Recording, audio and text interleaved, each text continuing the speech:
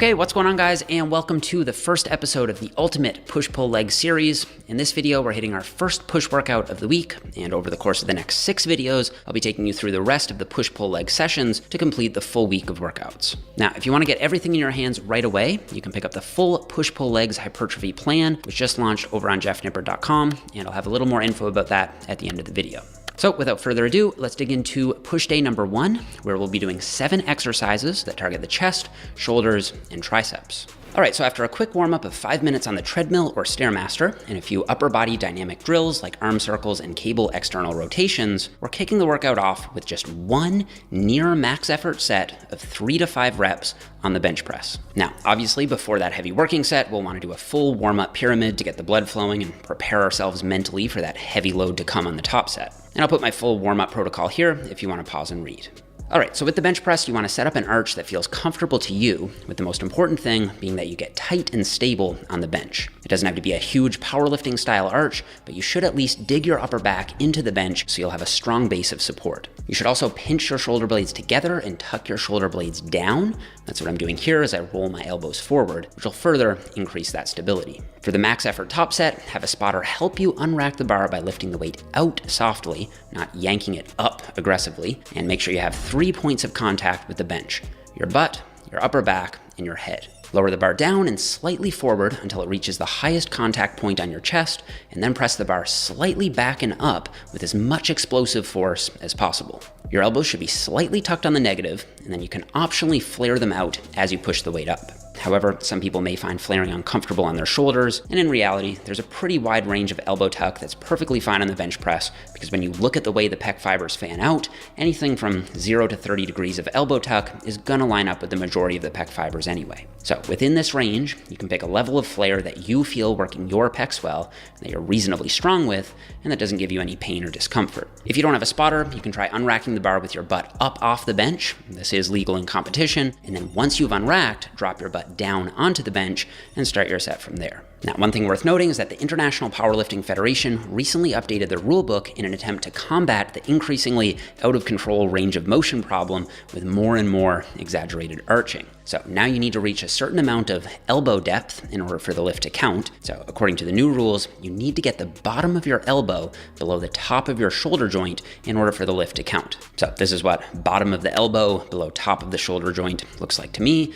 And I would say that as long as your arch isn't really massive, this shouldn't be an issue for most of you watching anyway. And this is a rough guide for how difficult your top set should be. On the final reps, you're grinding it out, the bar speed has clearly slowed down, but you're still keeping your form tight, and maybe you could have gotten one more rep, but likely no more than that. Now, if you don't like to bench press for whatever reason, feel free to swap it out for a flat dumbbell press or even a machine press for the same number of sets and reps. Okay, so after our heavy top set, we're doing 2 sets of 10 reps on the Larsen press. For these, you'll want to drop the weight back to about 75% of what you used for your heavy top set. So if you did 295 pounds for your top set, you'd do about 225 pounds for your Larsen press. Now, the Larsen press is basically just a normal bench press, except your legs lie flat on the bench rather than having your feet planted on the floor. I'll usually grab another bench or a box that I can set my feet on so they aren't left hanging, and that helps me keep my balance on the bench a bit better. So you'll do the same setup with the same arch. The only difference is that you keep your feet up. This way you'll completely eliminate any leg drive, which will help isolate the pecs, front delts, and triceps more. And then to make the movement even more hypertrophic, I'll take a slightly closer grip, which will increase the range of motion and shift the emphasis slightly more toward the upper pecs and triceps. And unlike the top set where we're using explosive force on every rep, here we want to use a nice, smooth, and controlled tempo with a 1 to 2 second negative and a 1 to 2 second positive with just a soft touch on the chest at the bottom. You want to feel the pecs and triceps stretching and contracting as you press, rather than just moving the weight from point A to point B. All right, after that, we're moving on to 3 sets of 8 to 10 reps on the standing dumbbell Arnold press. For the most part, I think any optimized push day should have both a horizontal press to target the pecs more and a vertical press to target the shoulders more. Of course, if you're really pressed on time, you could collapse them both into a single incline press like we did in our minimalistic workouts. But here we're going for maximum effectiveness over maximum efficiency. So we want to do both pushing movements. So for these, you want to start with the dumbbells facing palms in, and then as you press, you're going to flare your elbows out until you get to full elbow extension, and then reverse the motion back down under control. In the past, I've often hit these in a higher rep range and thought of them more as a mind-muscle connection connection pump style exercise. And because of this, I've often limited myself to 30 or 40 pound dumbbells. But lately I've been loading them quite a bit heavier, and I've worked my way up to 60 pound dumbbells for sets of 8 to 10. I found that thinking of it more like a barbell overhead press by squeezing my glutes and driving through my heels has helped me overload my shoulders better. And these days, I think of it more like a in-between movement. I still want to feel my delts working, and I still want to get a good shoulder pump, but I'm also much more focused on gradually increasing the weight as well. Also, this is an exercise where wearing a belt and wrist straps can make a pretty big difference, so if you have either of those, I definitely recommend throwing them on for this one. Okay, after that, we're supersetting 2 sets of 12 to 15 reps on the cable press around with 2 sets of a static pec stretch for a 30-second hold. So the press around is one of those exercises that can feel a bit awkward for some people at first, but once they play around with it for a few weeks, it tends to really click. I think of it like a combination between a cable fly and a cable press, except you're doing one arm at a time. And the key thing is that you're pressing around your body past the midline to get the most end range contraction out of the pecs possible. If you think about pretty much every other exercise that hits the pecs, they almost all stop at or before the midline. When you press, you stop before the midline. When you fly, you stop before the midline. When you dip, you stop before the midline. But the chest isn't fully contracted until well past the midline. So with the press around, we're trying to target that very end range of motion that hardly ever gets hit. Now, is that end range of motion really important for hypertrophy? I'm not sure. As far as I know, it's never been directly studied, at least not in this context, but I certainly can't see it hurting, especially if the stretch isn't being compromised. So after hitting one side on the press around, we'll stretch that same pec for a 30-second hold, and then switch and do a press around with the other arm, and then stretch that other pec for a 30-second hold as well. Now, 3 years ago, I uploaded a video breaking down this study, which showed that holding a stretch for 30 seconds in between sets at about a 7 out of 10 intensity, so just before the point of pain or discomfort, was able to increase muscle growth by approximately 50%. The group that did traditional training without interset stretching saw a 6.2 millimeter increase in muscle thickness, while the group that did stretching in between sets saw a 9.4 millimeter increase on average. Since then, more research has come out on the topic, and just this past month, a new review was published by Schoenfeld and colleagues where they concluded that interset stretching may enhance muscular adaptations without increasing the time spent exercising. That's because you can just do the stretching while you're resting in between sets. So the benefit of stretching in between sets seems to be gaining as opposed to losing scientific support over time.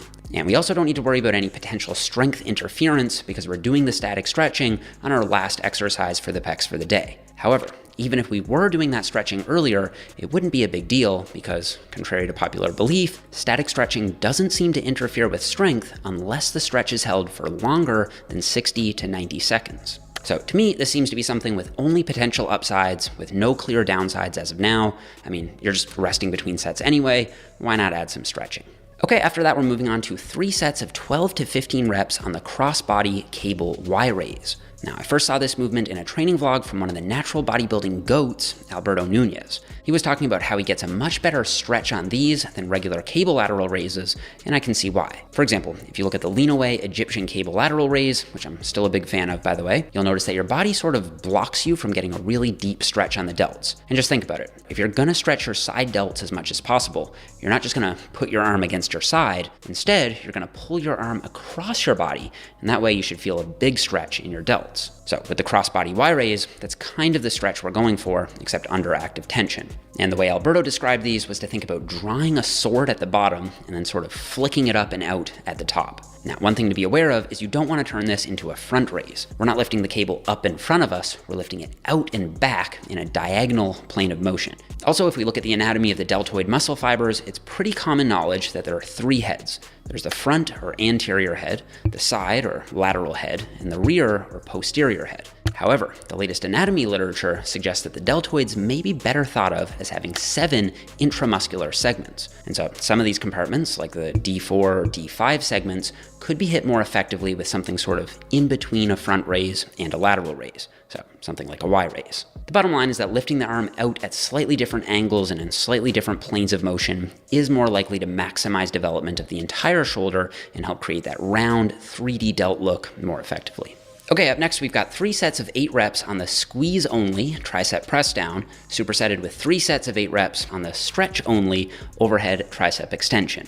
And we'll be hitting both of these exercises as a superset, so doing them back-to-back without resting in between. So basically we're doing partial half reps on both of these exercises, except on the press downs, we're only doing the second half of the range of motion, so hitting the squeeze part only. And on the overhead tricep extension, we're only doing the first half of the range of motion, so hitting the stretch part only. Now I want to give credit to Hypertrophy Coach for this combo. I first saw these on his Instagram, so I tried it out for myself and it immediately clicked. And the reason I think it works so well is the second half of the press down is the hardest part of that exercise. Hypertrophy Coach calls this staying where it's the hardest. But you can't just do half reps because we know that the stretch aspect of the lift is probably the most important. However, it's actually really hard to get a good stretch on the triceps with press downs. So instead, we'll just flip around and do half rep stretched partials with the overhead extension. So this is a fun combo move, and I think you guys will really feel your triceps working in a unique way if you want to try it out. Then to finish off the workout, we're doing 2 sets of 10 to 12 reps on the cross-body tricep extension. The goal here is to get in a little extra tricep volume with the arm positioned at a less conventional angle. Most people pretty much always do tricep extensions and tricep press downs with the arms tucked into the sides, but much more rarely, if ever, do tricep extensions with the arms flared out to the side. So I think this is a good variation to include because the long head of the triceps crosses both the elbow joint and the shoulder joint, and so varying your shoulder position can impact which region of the triceps you're emphasizing. As of now, I don't think we have the scientific evidence to be able to say with any real confidence which shoulder position is best at targeting which division of the triceps, and there are most likely going to be individual differences regardless. So my best recommendation is to include a variety of tricep exercises that put the shoulder in different positions, periodically swapping them in and out. And like I said at the beginning, if you guys are looking to get started on the full week of training right away, I just launched my new push-pull legs hypertrophy system over on jeffnipper.com. This covers 12 weeks of push-pull legs workouts and is split up into 3 phases. Phase 1 uses the workouts that I'll be doing here on the channel, which have moderate to high volume and moderate to high intensity. Phase 2 is a low volume and ultra high intensity phase. It's a really fun and unique 4 weeks of training. Phase 3 is what I'm calling the super compensation phase. This is where we jack volume all the way up, even higher than in phase 1, and do very high rep metabolic style training. The idea is that after the low volume of phase 2, we'll be much more sensitive to the increase in volume in phase 3. Then after week 12, there's a full deload week so that you can start the program over again and keep running it through for as long as you're continuing to make progress. For launch week, it's going to be 30% off, so you can get the full 12-week program for just $35. You also get a full spreadsheet for tracking your progress, an ebook that explains everything you need to know about the program, and access to a full video library of exercise demos from me. There's over 75 exercises included in the program. It's designed for intermediate to advanced trainees, so if you're still in your first year or 2 of training, I'd suggest running through my fundamentals program at least once first before moving on to this routine. For the record, I'll be running this program myself for the next 3 months, so if you want to run it as well, you can pick it up over at jeffnipper.com, which I'll put a link to in the description box down below. So that's it for this one, guys. Thank you so much for watching. Don't forget to leave me a thumbs up if you enjoyed the video, subscribe if you haven't already, and I'll see you guys all here in the next one.